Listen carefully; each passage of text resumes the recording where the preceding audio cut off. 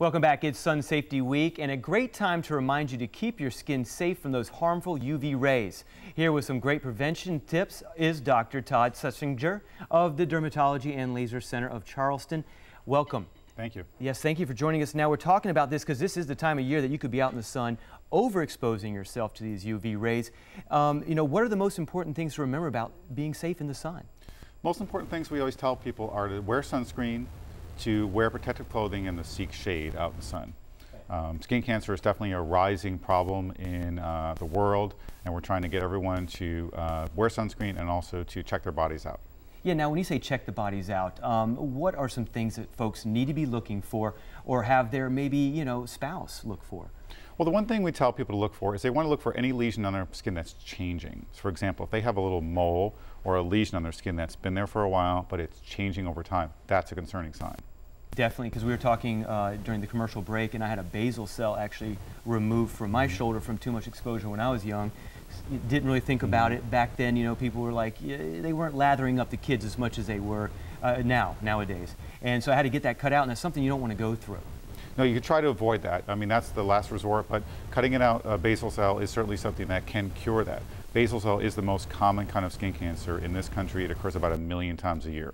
Now, let's talk about the different types, yeah, so folks can know what they're dealing with and what to look out for. So, as I said, basal cell is the most common type, 1 million times a year in this country. It's probably the most common type of cancer overall. Okay. The second most common form is called squamous cell carcinoma, and squamous cell carcinoma occurs about 400,000 to 500,000 times a year. It comes from a little bit higher level in the skin, but it's a little bit more dangerous. The third and most dangerous kind is what we call melanoma, and that's what we watch out for mostly. On the screen, I believe, are some images that we've sent over. The top left corner, you may see a mole that looks like a little irregular. It may have abnormal color. It may have changed with time. It may be what we say evolving. We tell everyone to watch out for what we call the A, B, C, D, E. So this is the key thing to remember. Okay. Asymmetry, border, color, diameter, and then evolution or change with time. If you see something changing with time, see a dermatologist. You definitely want to keep an eye on it. Now, how treatable is skin cancer, and what can we do to protect ourselves? Luckily, skin cancer is quite treatable if caught early. Basal cell and squamous cell don't spread very often. In fact, basal cell almost never spreads. Squamous cell spreads a little bit more often. In fact, if it's located on the ear or the lip, it has a higher risk of spreading.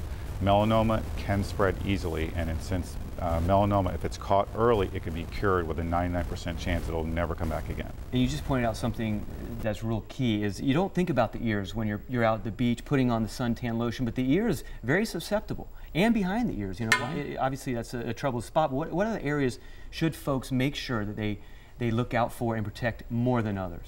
Well, here's a couple of different areas. First of all, in females between the ages of 15 and 29, skin cancer on the trunk is the fastest rising type of cancer in that age group. The reason why we're seeing that is tanning bed use. We're seeing tanning beds, so we're very concerned about that. The U.S. Department of Health and Human Services has basically come out very clearly stating that ultraviolet radiation of any type is a cancer-causing problem. And avoiding ultraviolet rays is the number one most preventable way to prevent skin cancer. Right, and they're cracking down on the tanning beds now. They are. Yeah. Legislation is currently being looked at to try to regulate the tanning bed industry to make sure that if it is going to be there, it's going to be as safe as possible, that people understand the risks of getting involved. And so basically prevention is the key. And this starts as soon as your child, if you have a young child, starts going out in the sun. We all see the products out there at the store. 50 protection, 30. What needs to be put on to protect yourself? What is the best? The key thing about sunscreen is apply early, at least 30 minutes before you go outside. Reapply. Most people don't reapply. Most people don't apply enough. Okay. And most people don't cover up and seek shade during the key 10 to 4 o'clock hours of the day when the sun's rays are coming down the worst. But about sunscreen, we want to see everyone using at least a 15 and preferably a 30. Okay. Going to much higher numbers gives you minimal additional protection. You're getting 97% protection if you're using a 30, and that's probably where you ought to be. So the 50s and the 75s are pretty much the same as the 30.